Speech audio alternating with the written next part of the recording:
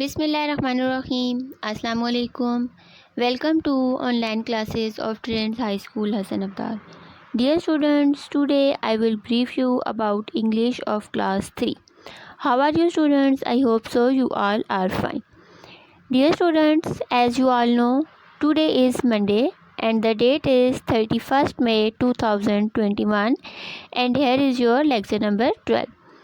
सो dear students, जैसा कि आप जानते हैं कि अपने प्रीवियस लेक्चर में हमने chapter number 1 Dorothy meets the scarecrow की रिवीजन स्टार्ट की थी, जिसमें हमने इसके पार्ट ए कॉम्प्रीहेंशन का क्वेश्चन नंबर 1 रिवाइज़ किया था, जिसमें हमने इसके क्वेश्चन आंसर्स को रिवाइज़ किया था।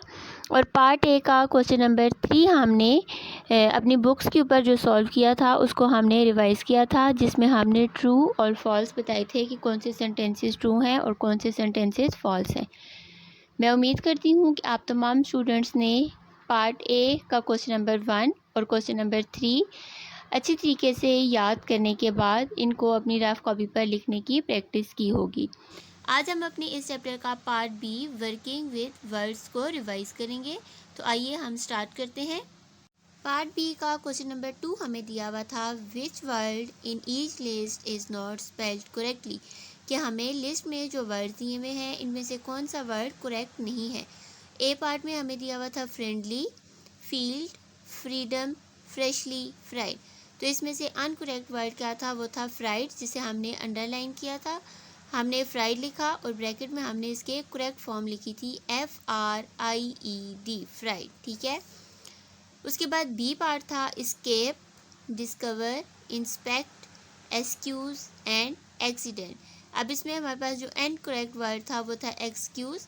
एक्सक्यूज़ को हमने लिखा और इसके करेक्ट स्पेलिंग लिखे थे EXCUSE, एक्सक्यूज़।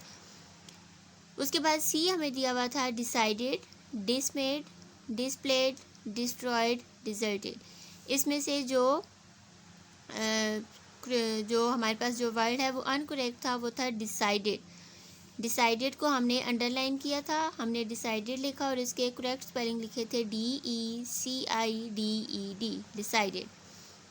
उसके बाद इसका डी पार्ट हमारे पास था quickly, Q, quietly, queen, question. इसमें जो हमारे पास अनकरेक्ट वर्ड था वो था क्वाइटली, इसको हमने अंडरलाइन किया था।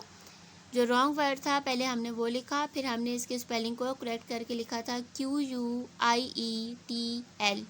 क्वाइटली। उसके बाद क्वेश्चन नंबर 3 हमें दिया हुआ था try to find these words in the story, कि हमें कुछ क्लूज़ दिए हुए थे, कुछ हिंट्स दी हुई थी, हमने इन हिंट्स की मदद से इन पूरे सेंटेंसेस के लिए इस स्टोरी में से एक वर्ड लिखना था। ए सेंटेंस हमें दिया हुआ था this keeps an area closed off और protected usually made of wood, कि ये जो चीज़ है ये किसी भी एरिया को बंद करने के लिए या उसकी हिफाजत करने के लिए यूज़ होती है और ये आमतौर पर वुड से बनी होती है, यानी कि लकड़ी से। ठीक है। तो वो हमारे पास क्या चीज़ थी? Fence, FENCE, fence. B part में हमारे पास था something warm on the head to keep one warm और to keep the sun off, कि ये एक ऐसी चीज़ है जो कि सर को गर्मी से बचाने और सूरज की रोशनी से महफूज रखने के लिए है। तो वो क्या चीज़ है? Hat, HAT, hat. उसके बाद नेक्स्ट था a thin piece of metal with a sharp point at one end and a round head at the other, कि एक मेटल का पतला सा बहुत तेज़ पॉइंट या बहुत तेज़ पीस जिसका एक पॉइंट जो है वो बहुत शार्प यानी कि एक बहुत तेज़ होता है और उसका जो दूसरा पॉइंट है उस पर एक गोल या राउंड हेड बना हुआ होता है। तो वो क्या चीज़ थी हमारे पास? पिन।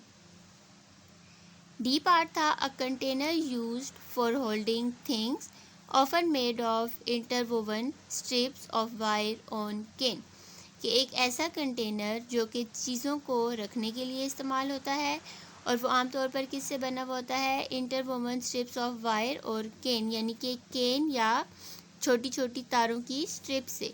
तो वो क्या चीज़ होती है? Basket, BASKET, basket.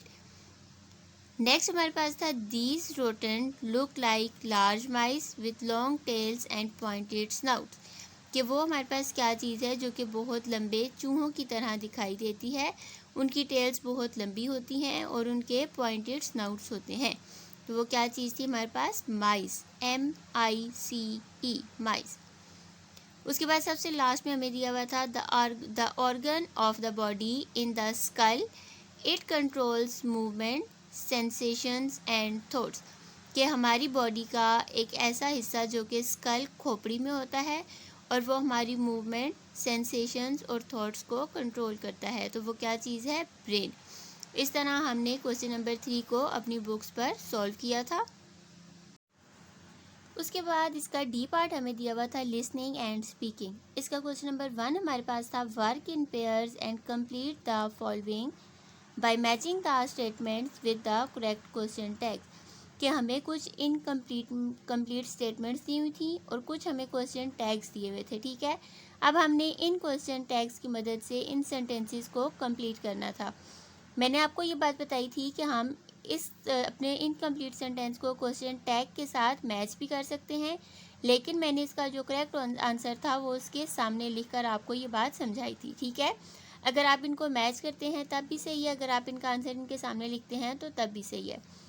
सबसे फर्स्ट हमें दिया हुआ था they have met you before. ठीक है, आप देखिए यहाँ पर हैव था तो हैव नॉट दे, इसका क्वेश्चन टैग क्या बनेगा? Have not they. अभी देखें ये लिखा हुआ है हैवंट दे, अब ये एन के ऊपर कोमा और फिर टी है, इसका मतलब है हैव नॉट दे। बी हमें दिया हुआ था let us see whether he is in. Let us see whether he is in. अब अस था तो अस इट्स मीन के प्लूरल है, तो प्लूरल के साथ शेल यूज होता है। ठीक है, तो क्या आ जाएगा? Shall we. शेल वी, इसका क्वेश्चन टैग क्या बनेगा? Shall we. सी पार्ट हमारे पास था you are in the team. अब इसमें आर हमारे पास ऑलरेडी यूज हुआ था, तो क्वेश्चन टैग क्या बनेगा? Are not you. Question tag क्या बना? Are not you. डी है दे आर वेरी ब्राइट। अब आर यूज हुआ था इसमें, तो आर नॉट दे। ठीक है, तो इसका क्वेश्चन टैग क्या हमने बनाया था? Are not they.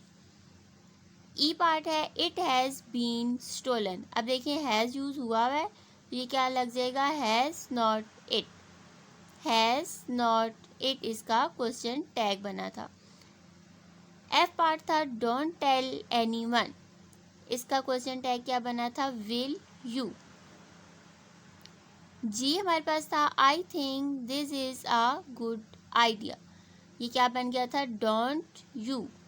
Don't you. I think this is a good idea, इसका क्वेश्चन टैग था डोंट यू। तो इस तरह हमने इनकम्प्लीट स्टेटमेंट्स के आगे क्वेश्चन टैग्स लगाकर अपने इन सेंटेंस को या स्टेटमेंट्स को कंप्लीट किया था। इस तरह हमने ये क्वेश्चन अपनी बुक्स के ऊपर सॉल्व किया था। अब आप तमाम स्टूडेंट्स ने chapter number 1 Dorothy meets the scarecrow के part B working with words और part D learning and speaking की अच्छे तरीके से अगेन एंड अगेन प्रैक्टिस करनी है और आपने ये तमाम बुक वर्क अच्छे तरीके से याद करना है। इंशाल्लाह अपने नेक्स्ट लेक्चर में हम इस चैप्टर की एक्सरसाइज के part C learning about language को रिवाइज करेंगे। नेक्स्ट लेक्चर तक के लिए take care of yourself, stay home, stay safe and don't forget to wash your hand. Thank you. अल्लाह हाफिज़।